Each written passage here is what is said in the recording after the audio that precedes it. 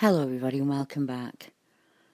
The next account came in through my public group on Facebook, and after an article I had released earlier on the Forest of Dean creature, a young lady got in touch with me, and these are her own words about her experience. I run a paranormal team in Bolton, Lancashire, and we investigate hauntings across the northwest of England. I saw your post on the Forest of Dean, and as I had posted not long ago about an experience that happened to me in the Trough of Bowland, I thought you might be interested in it. This is my own personal account, written by myself, about something strange that I remembered, something that happened to me when I was a kid.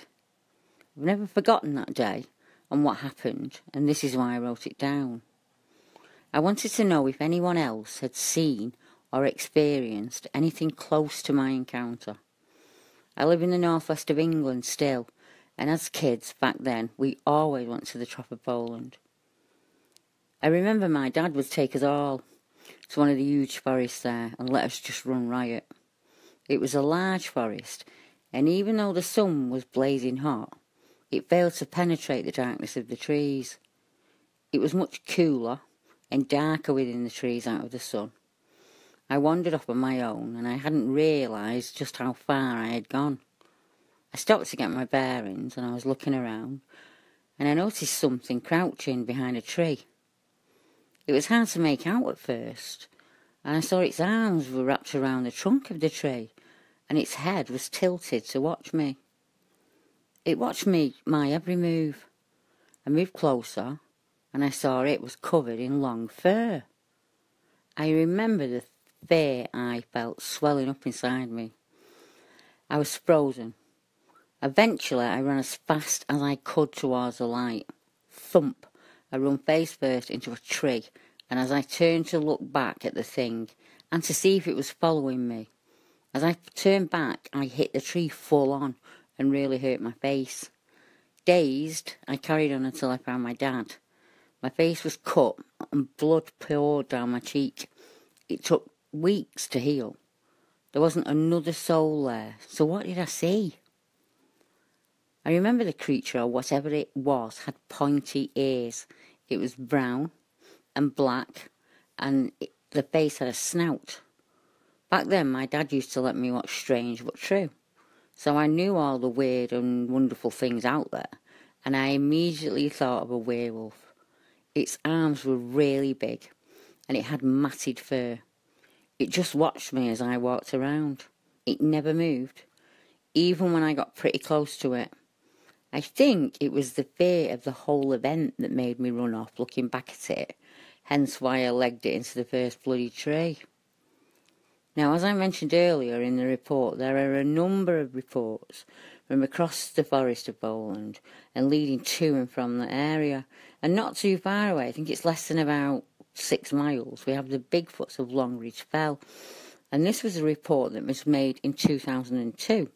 It didn't come into us. It was sent to the Bigfoot BRFO. It is. I think it's the Bigfoot Research Organisation. I'm not really sure what it's called. I just know it is the BRFO. And it says, I'm from the States and we've been living over here since 2000. Myself and my family live just outside Blackburn in the Ribble Valley. I've always had a fascination for these hominid creatures, and I have had visuals of them, but that was in the United States. Every state and province has them, I think except Washington, D.C. They're known by many names in the US, but the most common 2 names are Bigfoot and Sasquatch. So for me to find them here in the UK was a surprise, to say the least.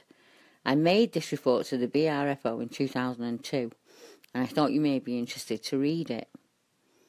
The area it happened in is somewhere I visit often for a walk. This is private land with lots of public paths and meandering through a dense forest. The path that we took started at a car park I believe was at the north end. There was only one car park that I could find in the whole area, and it was cut off from the forest. There's another car park way down south off the same road, but it overlooks the whole valley below. I wasn't on my own that day, as I had my 2 young children with me. They were aged 5 and 7, and I had my friend along with us too. We were all walking on the path, and decided to walk into the dense part of the woods off the path. It was purely happenstance and not something we had planned to do. No sooner did we walk in, we stopped and had a look around. There was this funny-looking tree with moss hanging off it, and it stood out as clearly as out of sync with the rest of the forest and the trees around it. Actually, my words to the BRRFO were, it looked like a giant haystack.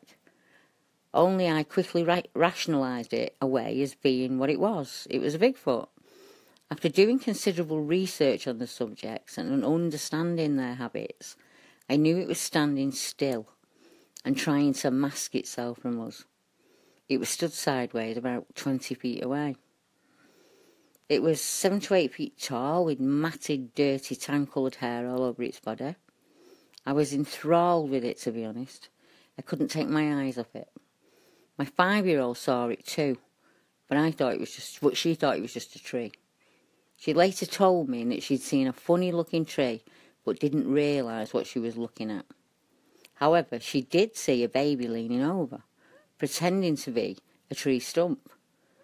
She told me it had little black furry legs and its butt was showing towards her. My friend saw the same thing. The little one would coincide with the crying we'd heard earlier from the same area as we were walking up the path. I guess we behaved inappropriately by walking off the path and catching this mum off guard. Also, we heard chattering furthering up the path, across from a clearing. I did a whoop vocalisation and I got a reply, then dead silence. We decided to head back to the car as darkness was approaching, and we nearly got back to the car when I heard a loud bang on the tree next to me. It was as if a stone had hit the tree. Then my friend went to pick up something that had hit her, and she was hit on the back shoulder with a stone. She later told me that she'd seen a big black hairy Bigfoot running away. And the next time they visited the same clearing on November the 23rd, they heard something growling at them and left apples for the creature on the path. Everything was the same as above, she said, but I didn't have my friend with me that day. My kids and I went back up to the same area to see if the haystack had moved. Upon entering the 6 to 7 foot opening, something we could not see growled at us. It was a deep, guttural and a low-toned growl. A warning, perhaps? I told the kids, let's go, we found the haystack. It sounded as if there was less than 5 feet from me, whatever it was. This time we threw apples on the ground, on different paths that I thought it may have used. I've been back many times now. I have my own name for them, and I have been leaving food when it growls at me as a peace offering. Last week there was one time when I had an apple in my hand, and I whooped to let it know I was there, and it laughed at me. It went like, hoo hoo hoo, or something to that effect. I guess it had recognised that I'd left apples on previous occasions. I heard heavy breathing at times, heavy footsteps that would make the hair on your back stand on end, and then nothing. It would seem that they can project as a heavier footstep as they see fit for a given situation. Other times they're unobtrusive and stealthy, and this is all I have at the moment. Until next time, good night.